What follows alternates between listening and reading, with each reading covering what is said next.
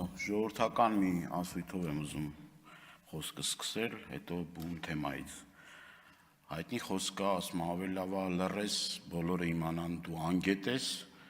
քան թե խոսես եւ բոլորը համոզվեն դրան։ Աբդուլ Համիդի ջարդերի մասին երևի տեղեկություն չունի քաղաքացիական պայմանագիր կուսակցության падգամավորը։ Համիդյան ջարդերի արդյունքում 100,000-ավոր մեր հայրենակիցներ սպանդի են ենթարկվել եւ երիտուրքական կուսակցության եւ հայտնի դեմքերը խոստանում էին սահմանադրություն, խոստանում էին քրիստոնյաների իրավունք, հատկապես հայերի իրավունքների հետ կապված եւ հենց դա է եղել պատճառը, որ այդ ժամանակահատվածին համահունչ հայտարարություններ են հնչել Աբդուլ Համիդյան ռեժիմը տապալելու եւ Օսմանյան Թուրքիայում սահմանադրական կարգ հաստատելու մասին։ Բայց այսքանով ես ուզում եմ այս թեմայի հետ կապված ավարտել, բայց մի օր առիթը կլինի երկար խոսելու դրա մասին։ Տեսեք, մենք այստեղ օգտվելով առիթից ամբիոնը պիտի օգտագործենք մեր հայրենակիցների հիմնական հուզող խնդիրները վերհանելու, բարձրացնելու, մեր հանդիպումների ընթացքում եւ մեզ ուղղված նամակների արդյունքում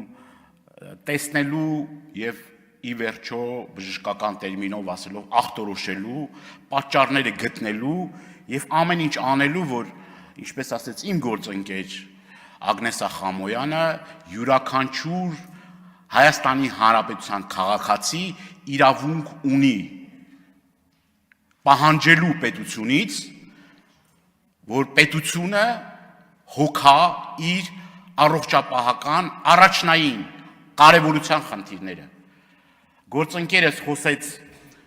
օնկոլոգիական հիվանդությունների մասին, սրան կարող ենք նաև ավելացնել ստենդավորման հետ կապված խնդիրը, լավ բաներ կա այս առումով, ստենդավորման հետ կապված։ Որոշ դեպքերում կարող ենք ասել, որ ստենդավորվում արվում է, բայց նույն բուժհաստատություններում, երբ որ ռեանիմացիայով հիվանդին բերում են, մեկ ստենդ դնում են, հետո թողնում են, որ մի քանի օր անցնի, որպեսզի քաղաքացին վճարի արդեն երկրորդ կամ երրորդ ստենդի համար։ Այստեղ շատ կարևոր խնդիր է նաև դեղորայքի հասանելիության հետ կապված խնդիրը։ Թոշակառուն, որ ստանում է առավելագույնը 40-45 հազար դրամ թոշակ, հնարավորությունից զրկված է իրեն անհրաժեշտ դեղորայքը օգտագործելուց։ Ասում եմ մի տնից չենք, բայց մի հալի ենք։ Մեր շրջապատում հաստատ կան մարդիկ, հատկապես թոշակառուներ, որոնք որ ծայրը ծայրին հասնելով այդ դեղորայքը ստանալու խնդիրը ունեն։ Եվ այն տարբերությունները ահռելի որ կան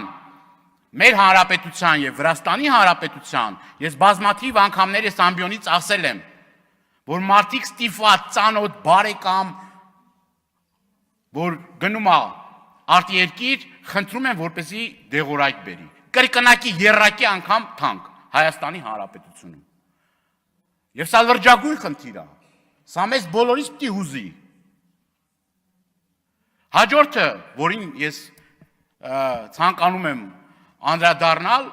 շտապօգնության խնդիրն է, որի մասին էլի երկար խոսել ենք, էլի նախարարության կողմից բազմաթիվ հավաստիացումներ ա եղել, որ խնդիրը լուծված է, բայց շրջաներում խոսում ենք, ուրեմն շրջաներից խոսում ենք, գյուղերից, համայնքների զարգացման մասին ենք խոսում։ Եթե շտապօգնության մեքենան ժամեր շարունակ չի հասնում հիվանդին, ինչ առողջապահության մասին կարող ենք խոսել։ Եվ շատ դեպքեր են լինում եւ ահազանգում են, որ ոչ պատշաճ մասնագետներ են ուրեմն մասնակցում այդ գործի կազմակերպմանը։ Մեկ բառով բուժքույրն է գնում ուրեմն մոտենում հիվանդին եւ էլի պատշաճ բուժօգնության չի արժանանում։ Ես Տավուշի օրինակով ասեցի, ուրեմն բյուջեի քննարկման ժամանակ ասին խնդիրը լուծված է, բայց այդ խնդիրը մնում է նույնը, ոչ միայն Տավուշում, այդ իմ ելույթից հետո բազմաթիվ տեղերից այդ ահազանգները եկել է, հասել է մեզ։ Խնդիրը լուծված չի, խնդիրը անհապաղ լուծման կարիք ունի։ Եթե մենք ուզում ենք, որ մեր հայրենակիցները տարբեր մարզերում ու գյուղերում ամուր կարճած լինեն իրենց հողին եւ ստիպված չլինեն թողնել իրենց բնորանը եւ գալ Երևան, պետք է այդ պայմանները տեղում ստեղծվի։ Եվ առաջնային այդ խնդիրը պետք է լուծվի, եթե գոնե այս պարագայում ուրեմն պետությունը պետք է անընդհատ զբաղվի դրանով, որ որակյալ մասնագետներին գոնե շաբաթը 1-2 անգամ կարողանա շրջաններ տանի եւ այդ մարդիկ ի վիճակի լինել նաեւ որակյալ բժիշկների ծառայությունից օգտվել։ Եվ այդ հիվանդանոցները չպետք է ծառայեն նրա համար, որ սենց օղակ հանդիսանան Երևանի հիվանդանոցների հետ կապված։ Այսինքն գնա մարդը դիմի շրջանի հիվանդանոց, որ կազմակերպի իր տեղափոխությունը։ Կներեք, բայց սա անընդունելի է։ Այսինքն ինչ դա բան է, դիսպեչերական ծառայություն, հա։ Համարը չի կարողանում, գումար չունի։ Հնարավորություն չունի։ Քրեակատարողական հիմնարկների հետ կապված, նորից եմ կրկնում, ես տարբեր մարդկանց եմ հանդիպում։ Եվ օգտվելով առիթից ուզում եմ նաև հիշեցնել, որ որոշ թիրախավորումներ է կատարվում։ Ամենակոշտ քննադատության ինձ ենթարկած իմ քաղաքական օպոնենտներին այցելում եմ քրեակատարողական հիմնարկներ իրենց առողջությունով հետաքրքրվելու։ Ինձ համար տարբերություն չկա, ընդդիմադիր է, դիմադիր է, ում է ընտրել, ում չի ընտրել, բոլորի հետ կապված, ուրեմն նախ ես նորից եմ կրկնում, եթե դեպք է տեղի ունենում եւ օրեր շարունակ մարդու բերանից արյուն է գնում եւ ականջալուր չեն լինում, կդրեք ես ինչ գնահատական տամ։ Ինչ գնահատական տամ դրան։ Բնականաբար լավ է, որ քրեակատարողական հիմնարկներում ամբուլատորիաներ են, չգիտեմ, հիմնվում, լավ է, բայց դուք ինհատ տեսեք ինչ խայտարակ մի համակարգ է գործում, երբ որ քրեակատարողական հիմնարկներում սուր խնդիրներով ուրեմն մեր հայրենակիցները ստիպված են հերթագրվել, որ 5-րդ, 6-րդ ամսին իր հերթը գա։ Եվ ինչ անի այդ մարդը։ Եվ սա լրջագույն խնդիր է։ Եթե ազատության մեջ մարդը հնարավորություններն ավելի շատ են, բնականաբար անազատության մեջ գտնվող մարդկանց հնարավորությունները եւ կարողականությունը պատիկներով անգամ պակաս է։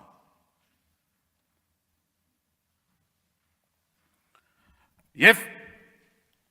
ամփոփելով խոսքս ուզում եմ էլի խոսենք նրա մասին, որ մեր համայնքների, շրջանների հարգելի մեր հայրենակիցները, որոնք որ խնդիրներ ունեն, օնկոլոգիական խնդիրներ ունեն, սրտանոթային հիվանդությունների հետ կապված խնդիրներ ունեն, որոնք որ իրենց գումարին հասու չի, հնարավորություն չունեն, մենք պետք է այդ հնարավորությունը ստեղծենք մեր հայրենակիցների համար, որովհետև մեր հայրենակիցների առողջությունը մեր համար չափազանց կարևոր հարց է։ Ես էլի տարբեր շփումներ եմ ունենում հիվանդանոցների, տարբեր հիվանդանոցների հետ եւ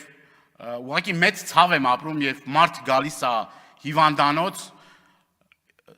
ծայրահեղ ծանր վիճակում եւ իր գրպանի պարունակությունը չի հերիքում, որպեսզի կարողանա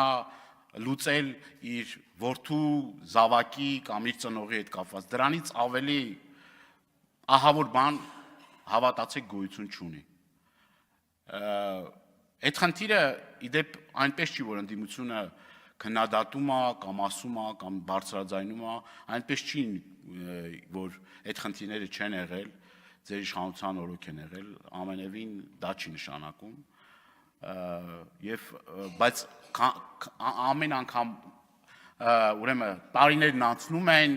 եւ այլը հիվանդություններն էլ կարծեք թե ավելի են շատանում եւ ի վերջո դուք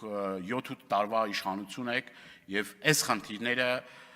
համենայն դեպս են գլոբալ խնդիրները պարտավոր եք լուծելու եւ դա ձեր ոչ թե պոզիտիվ պարտականությունն է, դա ձեր ուղիղ պարտականությունն է։ եւ շատ կարեւոր է, որ մենք կարողանանք այդ ապրումակցման զգացում ունենանք եւ կարողանանք ի վերջո ճիշտ որոշումներ կայացնել։ Շնորհակալ եմ։